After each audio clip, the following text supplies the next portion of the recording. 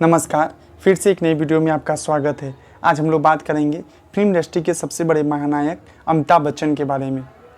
तो आज हिंदी सिनेमा के महानायक यानी आज बात करें तो 11 अक्टूबर 2024 यानी 11 अक्टूबर के बारे में बात करते हैं।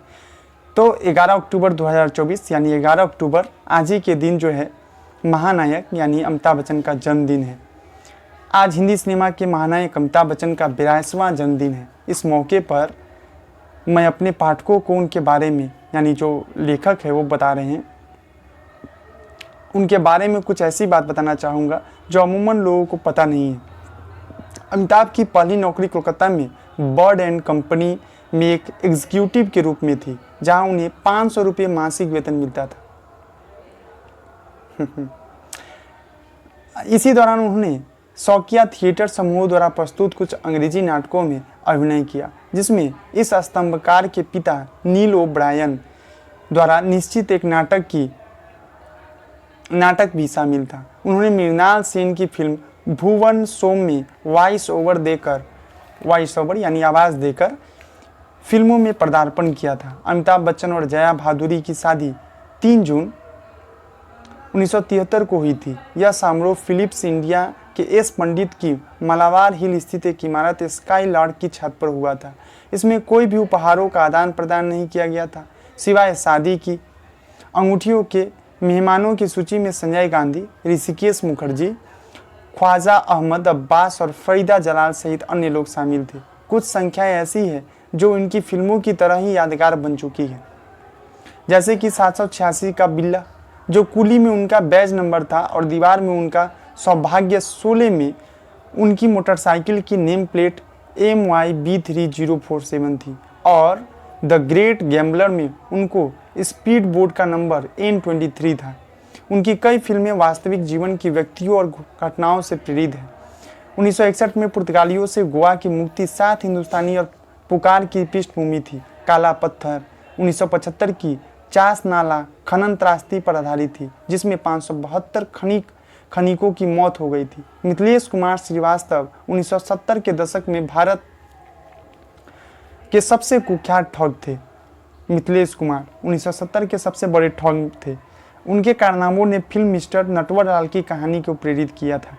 अमिताभ ने कई फिल्मों में दोहरी भूमिका निभाई है। इसमें डॉन, कस्में वादे, सत्ते पे सत्ता, तूफान, सूर्यवंशम, बड़े मियाँ छोटे मियाँ, बेमिसाल, देश प्रेमी, आखिरी रास्ता, द ग्रेट गैम्बलर आदि शामिल है। जबकि महान में उन्होंने तिहरी भूमिका निभाई थी, पिता और उनके 2 बेटे। प्रोडक्शन क्रू के पास याराना के गाने सारा जमाना के लिए एक नया विचार था, यह कि एक्स्ट्रा लोगों को काम पर रखने के बजाय आम लोगों को बुलाकर दर्शक बनने के लिए कहें।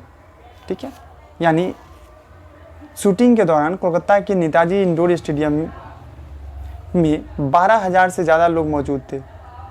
अमिताभ की एक झलक पाने के लिए इसमें लगभग 3 गुना लोग बाहर इंतजार कर रहे थे। 1990 में अपने वर्ल्ड टूर के दौरान लंदन के वेम्बले और न्यूयॉर्क के जॉइंट स्टेडियम में भी अमिताभ खचाखच भरी भीड़ के सामने परफॉर्म कर चुके हैं।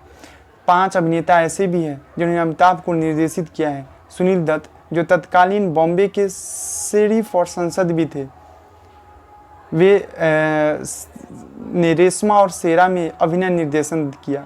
मनोज कुमार ने रोटी कपड़ा और मकान में अभिनय निर्देशन किया। कई फिल्मों में अमिताभ के सह कलाकार रहे शशि कपूर ने इंडो रूसी प्रोडक्शन अजूबा का निर्देशन किया था।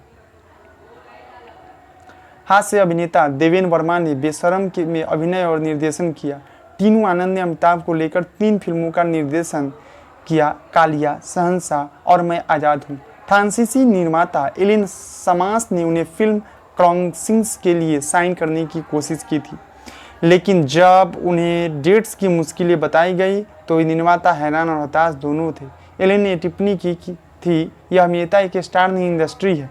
1979 में मतलब 1979 में अमिताभ को मुंबई के नानावाटी अस्पताल के एक डॉक्टर को फ़ोन आया, जिन्होंने उन्हें कोमा में पड़ी एक छोटी लड़की के बारे में बताया। वह एंथनी नाम पुकार रही थी। यह अमर अकबर एंथनी में अमिताभ के किरदार का नाम था। जब लड़की कोमा से बाहर आई तो डॉक्टर ने अमिताभ से संपर्क किया। वे अस्पताल आए और उस लड़की ने अमिताभ के हाथों से ही कोमा के बाद का अपना पहला भोजन किया। उसके बाद है पुनश्च, एक क्विज मास्टर और प्रकाशक के रूप में मेरे कार्यकाल के दौरान हमारी पहली प्रकाशित पुस्तकों में से एक Amitabh Bachchan book of list थी।